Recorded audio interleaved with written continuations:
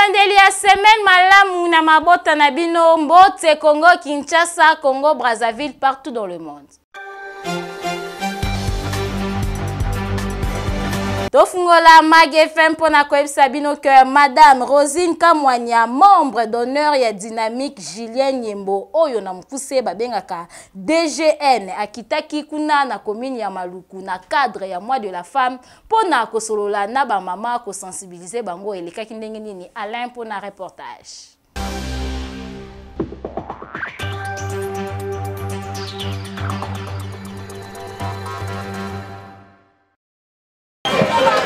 Eyindaki mabe mokolo ya lobi na commune ya Maluku, plus précisément na terrain ya commune epai wapi bana Maluku bazalaki na esengo ya koyamba Mama Rosine Kamwanya oyo azali membre d'honneur ya Dynamique Julien Nyembo oyo na mukuse bakataka DGN. Esengeli koyeba ke azali pe candidate na commune ya Maluku na ba élection oyo ezali koya. Kasi Mama Rosine akitaki pambate ayakinde pona kosolola na ba mama ya commune ya Maluku pona kosensibiliser bango na oyo etali mois de la femme. Mois masolo ezalaki kitoko elongo na ba mama, kasi esengeli koyeba ke ayaki ye mokote azalaki accompagné na coordonnateur principal Doudou Albert Ilunga oyo azalaki wana pona kotala ndenge activité oyo ebandaki koleka kitoko. Lelo tosangani awa na Maluku pona kosepela mwasi komema mama ya Maluku ayeba oyo ye azali mwasi azali valeur oyo ezali très indispensable et importante pour le développement ya mboka, développement ya mboka donc nation ya société ya ndako na ye. Pour mwasi oyo azana mayele azui mayele akozala aide ya solo et pas ya mobali na ye et bana na ye bakozala bien éduqués et les enfants qui viennent d'une famille bien éduquée bangonde bazo sunga pona développement ya durable ya mboka. Esengeli koyeba ke mama akitaki pambate ayaki na bakado amemelaki ba mama maputa oyo 500 mama bazwaki maputa kitoko. Tala esengo ndenge ezalaki na bilongi ya mama komona ndenge Mama Rosi amemelaki bango bakado. Boyende ezalaka tangu nyonso il faut kokitaka na terrain koyeba ndenge nini ya kozala na base na yo pe koyeba ba difficulté nini bazali na yango. Population ya commune ya Matete bazali kolela na o etali insécurité makasi baleli epa général Kasongo modèle ba komi ko vivre ezali sous normalité.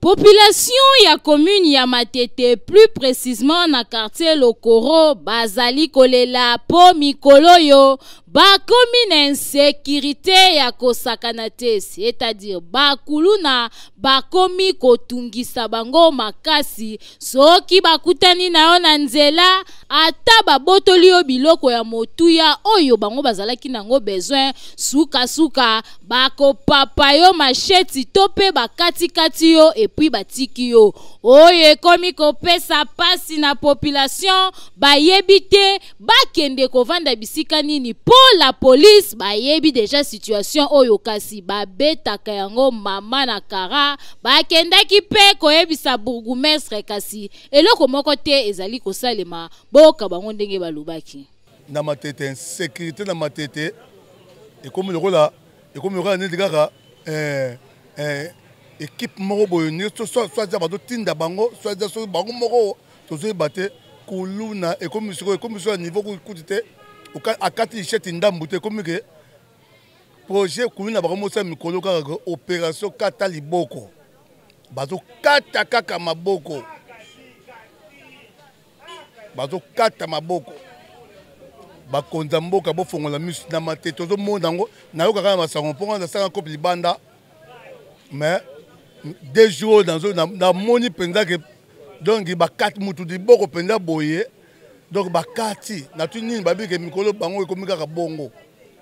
En tout cas, population ya quartier Lokoro bazali kosenga kaka na Général Kasongo ayeba na ko renforcer ba élément na ye na quartier Lokoro po banyokwami mingi kutu na ba quartier misusu bitumba ya bakuluna ekoma kobundama presque heure nyonso batu bazali susu na kimia te balingi ba vivre na kimia na mboka na bango. Dossier oyo eza à suivre. Bateki ya Rechilombo plus précisément na quartier Lokoro kuna na commune ya Matete bazali kolela lolenge coup de poing ezali kosalema na ba norme longo banite bazali kobuka bango même bisika oyo fallait pas babuka. Bolanda reportage ya Richard.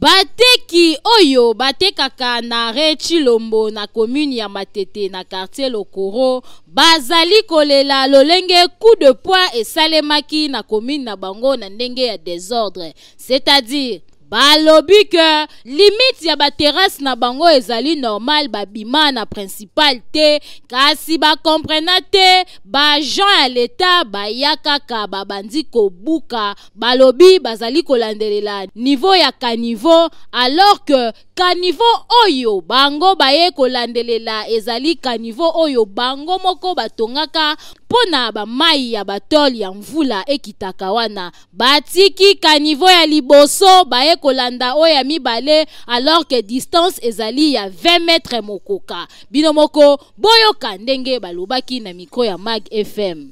Eloko kamusi biso eza biso oyo ba père basala ba effort ba futa biso ba classe totanga to silisa mais misala ezate. Banda to silisa ata musala moko ezate. OK na limité kuna ba journalier bazwaka ba te ba komo pona bilonyi. To komo de biso to bando débrouiller awa. Baba ro ezalaki awa bazwaki bato ebele bando débrouiller awa basi na biso bando vivre awa. To za banda ko bato to futelaka na minute onde babuki boy. To sika muso okende te. Bino bokenda ba poto bomona ka pena ba poto nzela yango bato bamela café awa immeuble ya 40 niveaux bato bazaba atambola. Mais pourquoi kaka na kin biloko mike bobuka? En tout cas, dossier oyo ezali kopesa pasi mingi tokosenga kaka na ba autorité bakitaka na ba gens ya urbanisme bayeba kozwa ba mesure avant ya kobuka soki mutu azali na ba norme babuka te kasi babuka nde ba oyo batongi na désordre ba oyo ba déborder limite boye ezali kitoko te. Population ya commune ya Lemba bazali kolela makasi na o etali pasi ya mai basengi na ba autorité ya régie des eaux ba trouver le bango solution.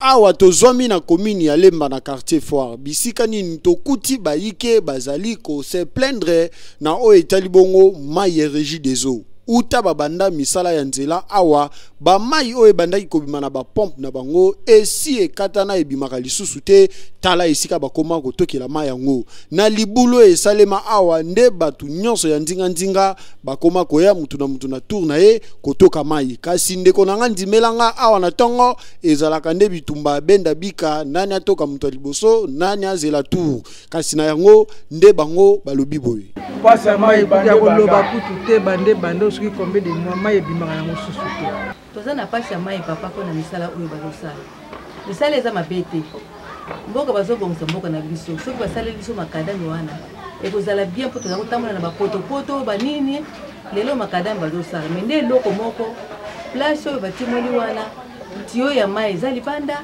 basinga ya courant eza libanda eza dangereux mpona bana epuis ekole nde yango ezali awa babongisa nano place wana sima na kosala bango bazosala ndambu toyebi te nanu basilisi te tala nanu bamai liboso ya bato nanu basilisi te bake nanu kobanda lisusu mosala kuna or ifalaki nanu basilisa nanu misala oyo basilisi nanu bien te omoni mapango oyo nyonso boye mai eza te mai ezobima te no bapenalize biso siko toyebi te régie des eaux akotinda facture to akotinda te bakabe eza libanda eza danger permanent pour na bana. Tokosenga na bakonzi ya régie des eaux baye babongo na kolandela batio na bango ya mai po ete misala oyo ezosalema awa ezali kaka mpona lokumu ya mboka kasi soki bazosala yango elongo ekopermettre secteur na secteur ezala respecté po botala mpe awa ndenge bakable ya courant ebimi esali mpe kitoko te tosengi mpe na SNEL aya atombola yango mpona kosécuriser baike. Bana ya lemba basepeli makasi lolenge gouvernement ezali ko bongsela bango banzela mingi ya ba quartier na bango Chris Mukuna kitaki na terrain.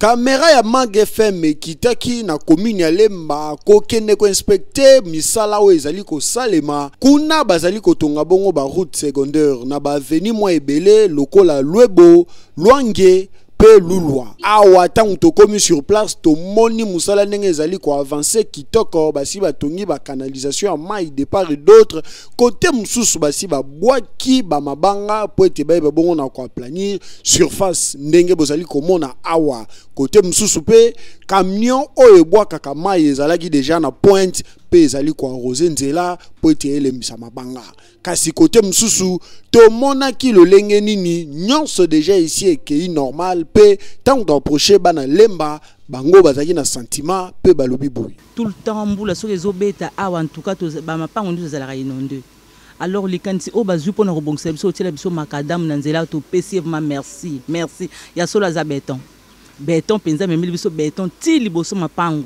to komi na ba béton o kiti vraiment na transport o koti mbamona ndako to pesi merci pe tozo senga lisusu likanisa ngo lokwa bazu yango bakomisa ngo ti na suka to sepeli kande basaleli biso nzela et en plus nzela salami kitoko makasi et salami vraiment bien mais l'autre senga na SNEL aya olongola basinga na ye boeza kitoko te toza na bekol awa école kuna école donc transo o toza na bekol même 6 bana classe baleka awa mbula boye kitoko te pona bana nzelo ezosala kitoko na babiloko nde bazotia vraiment ezosala kitoko mais tosengi na société ya SNEL aya ya kozwa précaution pona basinga na ye oyo esali kitoko mingi komona ete bakonzi bakanisi kotonga ba route secondaire yango ne ko permettre à ce que babalabala minene e bana ko respirer na o etali ba embouteillage na ville province ya Kinshasa.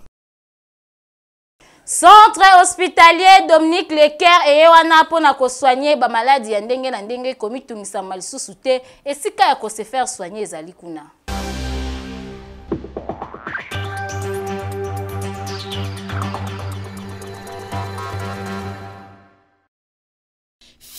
Fini makambu ya kokende ko se faire soigner na ba centre ya simandaku oyo ezali ko boma ba congolais mingi po mobange na hôpital oyo ezali na ba norme sengeli yangoyo. Centre hospitalier Dominique Leker eye kosunga peuple congolais azwa soin ya malonga na ndenge sengeli mwana Congo. Centre hospitalier Dominique Leker okokuta awa ba pareil ya malonga ya médecine moderne ya solo oyo ezali ko détecter maladie nyonso ebombani na nzoto ata ebombani na songe ya suki grâce ya ba pareil oyo maladie wana ekozala détecter.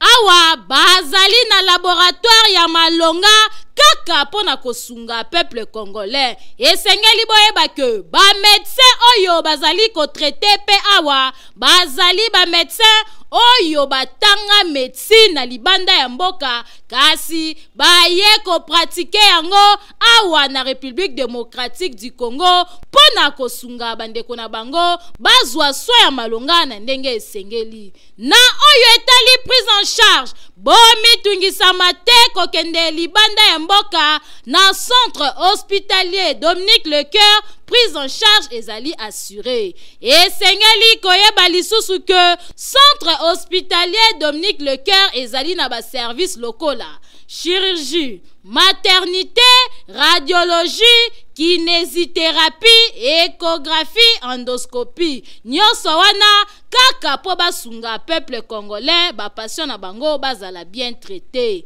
Na oyo etali cas d'urgence soki obeli na ndaku ozali na possibilité ya kokoma hôpital benga kaka ba numéro oyo po awa ba ambulance ezali bakoya kozwa yo tina ndaku pe babandi ko traité yo na kati ya mutuka ti bokokoma na hôpital. Makambo boye okomona ngo bipai nini soki na centre hospitalier Dominique Lecoeur te. Otuningai centre hospitalier Dominique Lecoeur ezomi wapi? Boki Mambangu na quartier Joli Park avenue Ring numéro 4, plus précisément na commune ya Ngaliema. Bokende na bino bikenda kenda te na ba hôpital ya Simanda Kupo, la santé n'a pas de prix. Boyoki Studio Liloba eye pona kosunga bino na o etali ba enregistrement ya album topé maxi single komi tungisa mate Kimambangu na 14e rue okozala dessus te.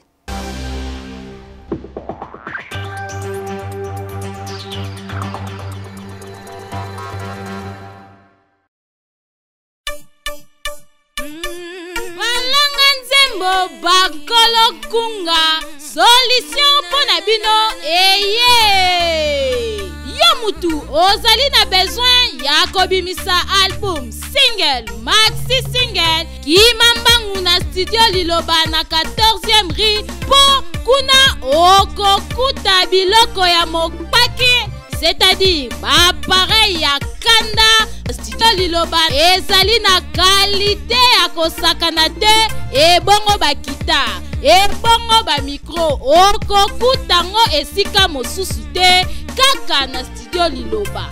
Awa soki okoti okoyemba lokola Angelu po awa son erataka kutu te awa tobetaka na biso mopanzi te po nyonso ezali na qualité. Enregistre album na yo awa ebimi lokola outaki na États-Unis nzoka nde enregistraki yango kaka na ville province ya Kinshasa na 14e rue na Studio Liloba.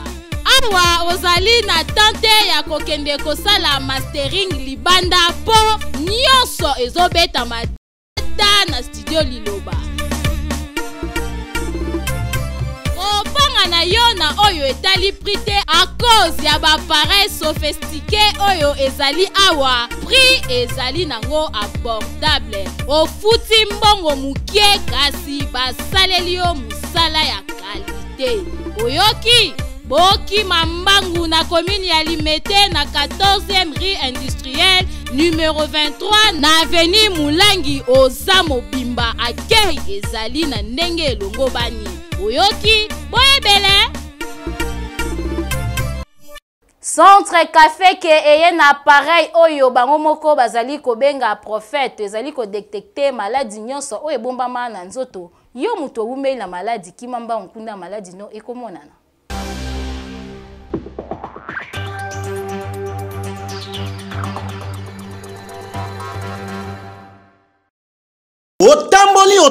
Otamboli solution yango yo. Centre hospitalier Kafeke etritaka ba maladie ebele presque ba maladie nyonso oyo eza na kati ya mokili. Tozana problème ya basi oyo babotaka te. Tozana machine moko oyo ezopesa biso ba diagnostic ya solo malade oyo ya mikuwa. Rhumatisme, hernie discale, tozana ba spécialiste oyo bazo traiter yango makasi. Problème ya AVC oyo ba mususu bazo kende ba poto. Ona domaine ya poison tika na yo pardon bondimela ngai centre hospitalier Kafek domaine ya poison en tout cas ateza retardé to rapide awa soko ye ato tikalaki na 2 minutes ya liwa yeba ke soko zwikis ozwi solution. Biso tozana nguya parce que tozana machine moko oyo toyaki nango na poto ezo détecter kitoko problème ya ba poison na kati ya nzoto.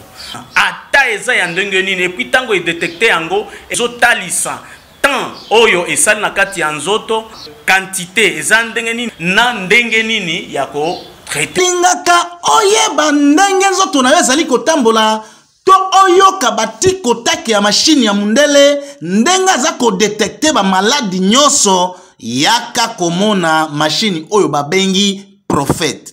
Prophète azali koloba makambo oyo ezalaka oyo ezali koya po oyo ezali sika awa ndenge moko na mashine oyo ezali kodetekte bamaladi nyonso.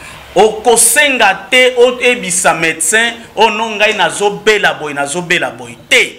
Appareil wana biso to surnommé appareil wana prophète zozua maladie nyonso oyo eza na kati ya nzoto ya mutu na ba symptôme nyonso na cause oyo ekozaka maladie wana appareil wana e proposer lisusu traitement ya mutu oyo il faut kopesa telle période otoza na promotion ezala ba examen ezala ba traitement ba activité nyonso oyo ezosalama awa na centre hospitalier Kafeke eza na kati ya promotion oza na Rompwe Ezo, sima ya station Lodge, avenue Ngindu, numéro 5, quartier Yolo Sud, commune de Kalam.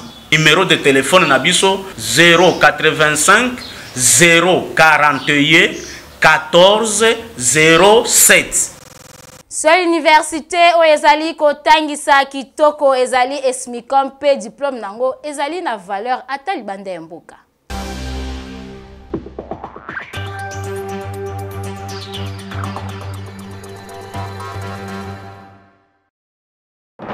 Bakinoa bomitungisamaki mingi na oyo etali ba université ya Malunga olela na bino esilie grâce Esmicom, école des métiers de l'informatique et des commerces, et Opangusa Baparan Maya Misu.